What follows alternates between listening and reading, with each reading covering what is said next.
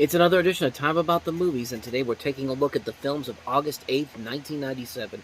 We got 6 movies to look at today, so let's go ahead and jump on into it.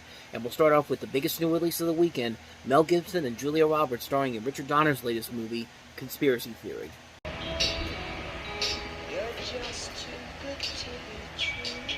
When you're in love, you'll jump from the top of the Empire State, screaming Geronimo the whole way down. I love her so bad, well, she wrecks me. My name is Sutton. I'm with the Justice Department. I am an American citizen, and I demand to see Alice Sutton. He probably is crazy, but there's something about Jerry that... Jerry Fletcher has theories. The whole Vietnam War was fought over a bet when Howard Hughes lost to Aristotle Onassis. Some would call his theories crazy. You're telling me that NASA is going to kill the President of the United States with an earthquake? It's not exactly the kind of thing a Secret Service agent can, just throw himself on top of. He writes them in his newsletter. This is the 3rd issue this year. Conspiracy Theory. He sends them out. Look, I feel kind of naked back here. Could we get out of here? Please don't tell me you're naked back there. No, it's just a figure of speech. Could we go? And she is the only one he trusts. I've loved you since the first time I ever saw you. Jerry, you don't love me. You don't?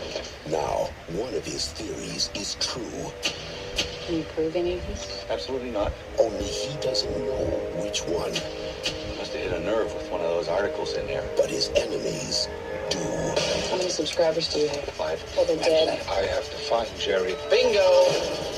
I got it. There it is. These things that you're talking about, you did them to Jerry. Jerry is very dangerous. What are you going to do? I'm going to find him because he'd find me. Pick him up, heading for the bridge. By nature, I'm not a violent man. If you hurt Alice, I'll kill you.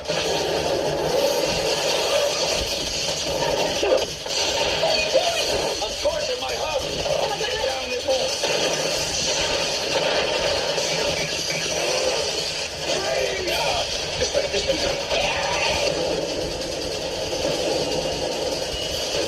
Conspiracy Theory. Directed by Richard Donner. Well, I think you could kind of see one of the first problems with the movie coming out right at the gate. That trailer really does not know what the hell this movie is supposed to be. It starts selling it as like this bizarre romantic comedy at the start, but then it's all of a sudden a political action thriller, which I thought that was the purpose of the whole movie to begin with, but, yeah, that's the first sign that this movie probably wasn't going to end up being well. 2, Mel Gibson's character really does not have a sensible idea of where he gets these conspiracy theories. It's like he's making them up out of his own ass, when you know that most conspiracy theorists out there, they usually put these theories together from something that they heard from somebody else, and maybe occasionally they'll think of it themselves, but at the same time, I really don't think this movie has a clear idea of what a conspiracy theorist actually does. I mean, and other than that, though, this movie is just all over the place. Like, it really does not have a single idea of what it wants to be. Like, what does it want to be in the end? Does it want to be something on the lines of something like Lethal Weapon, which is kind of an action comedic thriller, or does it want to be something a little bit more serious, like what it's trying to be sold as on the page right here I'm looking at from Wikipedia, a political action thriller? Does it want to be that? It doesn't really know which direction it wants to take with it. Does it want to be serious? Does it want to be funny? And it just doesn't really work out that way, and it doesn't really know what exactly it wants to do.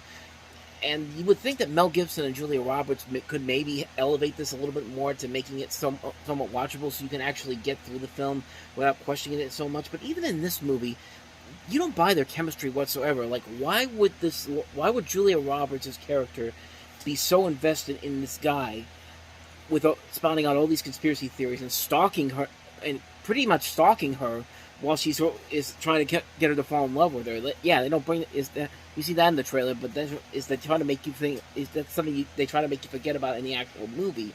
But I don't know, man. I saw this a long time ago when I was looking at some of Richard Donner's movies in the past. This is definitely one of his lesser films. It's a film that really has no idea what kind of a movie it wants to be. Like I said, it doesn't know if it wants to be a comedy. It doesn't know if it wants to take itself too seriously. It can't find the common ground here to really make it stand up as something really unique or very interesting. I really don't think this movie worked as well as I thought it would. But Some positives, I'll say, it does look nice. It has a nice visual look to it, and the cinematography by John Schwartzman's nicely done. Patrick Stewart, I thought, played a very good character in this film, but he was the only one I actually kind of really liked in the film, honestly. It was nice seeing him something different besides playing Jean-Luc Picard, of course, from Star Trek The Next Generation, but other than that, though, the film really has no clear idea of what direction it wants to go to. It doesn't really have any idea on what direction they're going for here. I think it only got greenlit because it's the fact that Richard Donner and Mel Gibson are working together again, so they're going to make instant gold here, and not so much, and especially not after what happens after this with Lethal Weapon 4 in '98, but I don't know. I guess I could say it's not a terrible movie, but it's a film that's definitely a jumbled mess. Like, it can't decide what direction it wants to take. The two leads don't really work off each other very well. The only thing I really liked about it was Patrick Stewart, honestly, and the cinematography, but other than that, that's about it, man. This one is a real dud of a film. That's Conspiracy Theory. So let's go ahead and move on to the next movie, the comedy Def Jam's How to Be a Player.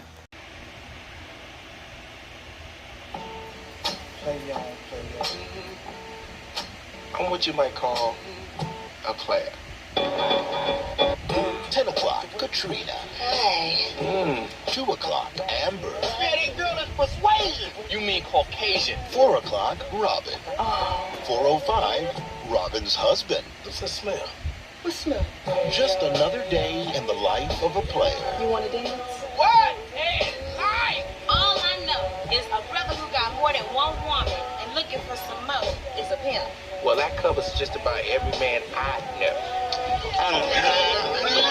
Now, Uncle Fred, that's the Mac of this family, the original player. See, a woman who's a player herself wants to be played. Yo. Yeah, needs to be played for the continuation of this man-woman thing. Open up the door! I mean, it's eternal, you know, like the smell of chitlins. I'll be damned if it ain't the before and before shot. Looking like two big M&Ms sitting over there. Now let's go. Bill Bellamy. Natalie DeSalle. You a beast about to get busted. Bernie Mac. Your mama's a man. I'll push your head wide open. Pierre. Liar. J. Anthony Brown. Hey! Gilbert Gottfried. It's onion booty. It makes a grown man cry. And Max Julian as the original player. Def Jam's How to Be a Player. I know you ain't looking over there. Don't you know I will cut you? Directed by Lionel C. Martin.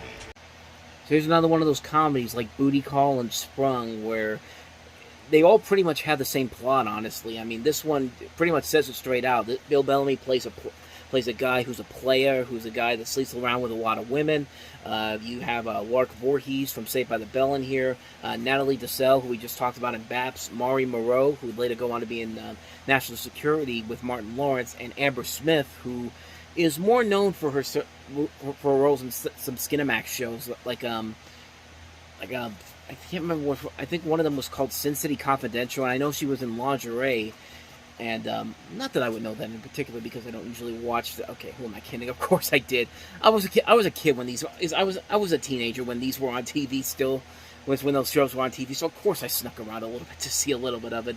And coincidentally, this was one of those movies that show up after midnight on Cinemax all the time at Showtime. And I only saw a little bit of it. And now that I've seen the full movie, I can honestly tell you that. It's really not all that great. It's a film that has some good talent on board here. Bill Bellamy, you see Bernie Mac in there. Gilbert Gottfried is in here too. It's got some names in here, but at the same time, it doesn't really have a whole lot there to make it kind of stand out compared to some of the other films of that type. At least Booty Call was at least close to being the funniest out of all these three. And even if you want to see the scenes with women in sexy lingerie and getting naked and all that, which. I mean, you could just go on, like I said before, like I've always said, you could just go online and you could just find the stuff there. I mean, there's no real reason to watch this movie if you're just looking for that, because the material they have here just isn't funny or that interesting. And I've seen Bill Bellamy in some pretty good stuff too. I liked him on that show Fastlane he did a couple years after this, but other than that though, this movie is really not that great. It's not that funny. It's not that clever. you're really only going in there to see the good-looking women in their sexy lingerie and sometimes naked. But like I said, you just go online, you can just easily find those clips there. But yeah, other than that, though, this is not a great film. It's a film that's really not that funny, not that clever.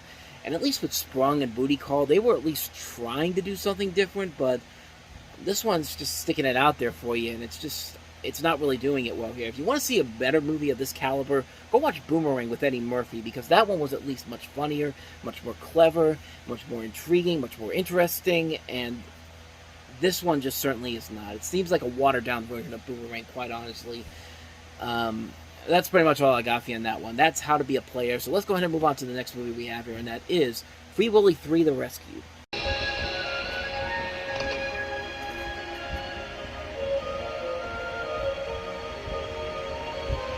For as long as there have been boats to sail, boys have followed their fathers out to sea.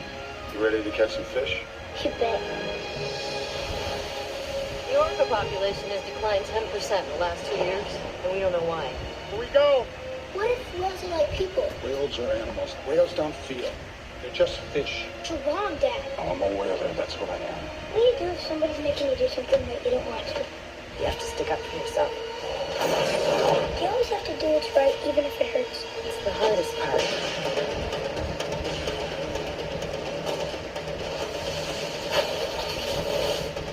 Look out! Who's your friend, Max? I'm not a whaler. I'm sort of the opposite. You're a whale? Now, Jesse and Randolph find themselves on an adventure that will take them farther than they ever imagined, as Willy teaches everyone a lesson in compassion. Share a story about the beauty of nature, the bonds of friendship, and the power of love in an all-new and spectacular story. Free Willy 3: The Rescue. Of course, this is the third installment of the Free Willy series, and the last of the original trilogy, before they eventually went on to do the direct-to-video sequel that they did with Bindi Irwin about almost 10 years afterwards. I think over 10 years afterwards, honestly. And it's been a long time since I've seen this movie. I've not been the biggest fan of the Free Willy films. Free Willy I just thought was okay for what it was. Free Willy 2 was the first movie I ever saw in theaters, and I really didn't like it. So naturally, I thought going back to this movie, which was not a big hit whatsoever, it was a huge bomb, actually. It only made $3 million total. Like, for a movie that had had 2 movies prior to this that were actually successes, to just make $3 million this time around, that's pretty depressing. So naturally, I thought maybe that this was going to be easily the worst one of the series. I mean, it looked like there wasn't going to be anything too promising with it, and I watched it again recently, and I gotta be honest with you, this one actually kind of surprised me. This is probably the best one of the films, and it's really interesting to say that because of what had come before this. I mean, you look at the trailer for this, it doesn't look like anything too engaging, too interesting, but at the same time, there is actually something worthy to it. There actually is kind of a heart to it. It actually is a smarter film than the other 2 films in the series. It doesn't just pander to get attention from you. There is a lot of maturity going on in this particular one. There is a lot of maturity going on here. The characters are much better written.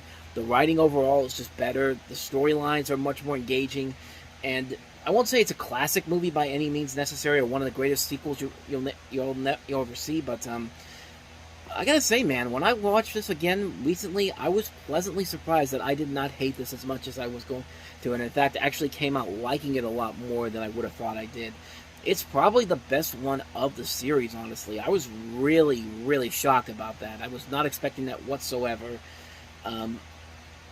Yeah, I was kind of really surprised watching this again recently and realizing that I don't actually hate this movie. I actually think it is the strongest one of the original trilogy, and you know, it's kind of sad that I'm kind of sad now that this bombed. But then again, when you have 2 movies when you have a sequel that didn't really live up to the expectations of the first film, not to mention that god-awful animated series, that's a whole nother thing on its own levels. But to end like this, man, I mean, this is a really damn good movie. I was actually really shocked at how much I enjoyed this film. I'd say definitely give it a chance. If you stopped after Free Willy 2, I don't blame you, but really go back and watch this and go in there with an open mind to it, because it's actually a lot more smarter and a lot more engaging than I think a lot of people would have given it credit for. It's actually a lot more fun than I thought it would have been. Not a classic movie, not a really great film by any means, but it's definitely the best one of the original Free Willy trilogy, and that really was one of the biggest shockers for me, how much I actually enjoyed this film. Free Willy 3 The Rescue, definitely give it a shot, because you might be pleasantly surprised by what you see. Just got a couple of indie films that I haven't really seen, so we can be quick on these ones here. So let's go ahead and move on to the next film, which is Mike Leigh's follow-up to Secrets and Lies, that is Career Girls. Award-nominated director of Secrets and Lies comes a new comedy the New York Times calls remarkable. 4 stars. It's cool. Yeah, it's great. Siskel and Ebert give it 2 thumbs up. You ended up with 2 and I've got 2. A wonderful comic slice of life. Were you supposed to meet a man? You're not 30. Fancy a glass of champagne? No, thank you. Rolling Stone says it's hypnotic. Cartledge and Stedman make a priceless pair. Here's to us. Career Girls, the new comedy from Mike Leigh. Yes. Rated R. So you can tell you've got the story about 2 women who are reunited after 6 years apart. The women are Katrine Cartledge and Linda Stedman. The women who were originally thrown together when they share a flat while at university, and the film focuses on their interpersonal relationship. And you see Andy Serkis in there. This is one of his early film roles. And compared to, it doesn't look like it's a bad movie. I mean, Mike Leigh has made some. Mike Leigh's last film, Secrets and Lies, came out a year before this, and that kind of put his name on the map. But I don't really hear a lot of people talking about this one, honestly. But that doesn't mean it's a bad film per se. Maybe it could actually be kind of interesting. I'm actually kind of curious at the role that Andy Serkis plays in this film. But other than that, though, I really don't know anything else about this one. So this one could actually be kind of fun. So, or it could actually be pretty good, is what I'm trying to say here. But a quick one on that one. That's Secrets and Lies. Let's go ahead and move on to the next movie we have here, and that is Soul in the Hole. Before there was an NBA, a dream team, or a Final Four, there was a game called Street Ball.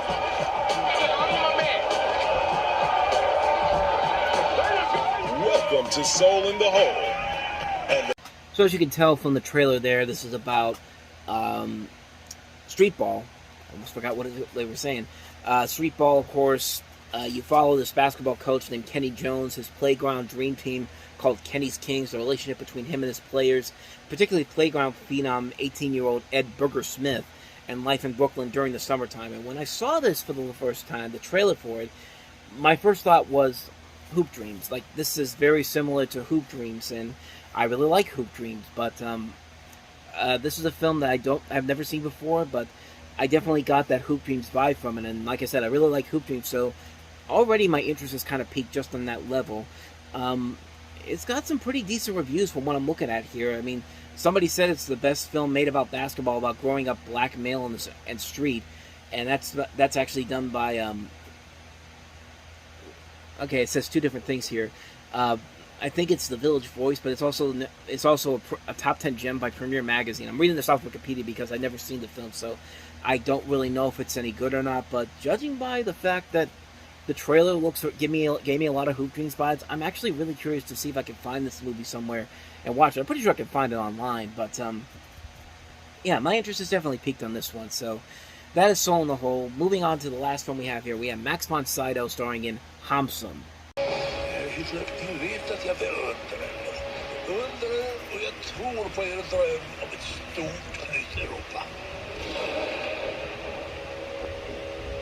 So we've got a story about the later life of the Norwegian author Knut Hamsun, who's played by Max von Sydow. I think I'm pronouncing these names right. Who, together with his wife Marie, went from being a national hero to a traitor after supporting Nazi Germany during the occupation of Norway during World War II. And definitely some things that could be very topical for nowadays. But like I said, I've never seen this film before, but it's got Max von Sydow in it. Usually he does not star in a really terrible movie, so I don't doubt he's probably the best thing about this film. But then again, the movie itself could actually be really good too. So once again, very quick on that one. I've never seen it before. Could be good. I'm not entirely sure though. But that's Hamsun. That's going to do it for this edition of Time About the Movies. Next time we meet, we'll take a look at the films of August 15th with 5 films, including Copland, James Mangold's neo-noir crime drama with Sylvester Stallone, Harvey Keitel, Ray Liotta, and Robert De Niro among its cast. We also have Paul Thomas Anderson's Event Horizon with Lawrence Fishburne and Sam Neill, The Infamous Steal with Shaquille O'Neal, and the groundbreaking comedy hit The Full Monty. We also have Paperback Romance, and those will be the 5 films that we'll cover next time around. But until then, thank you very much for watching, and if you want to see more videos like this, please hit the playlist on the next page, check out the previous episode, and always don't forget to hit the like and subscribe button if you want to see more videos like this. With that said, thanks for watching, and I will see you guys next time. Until then, as always, take care.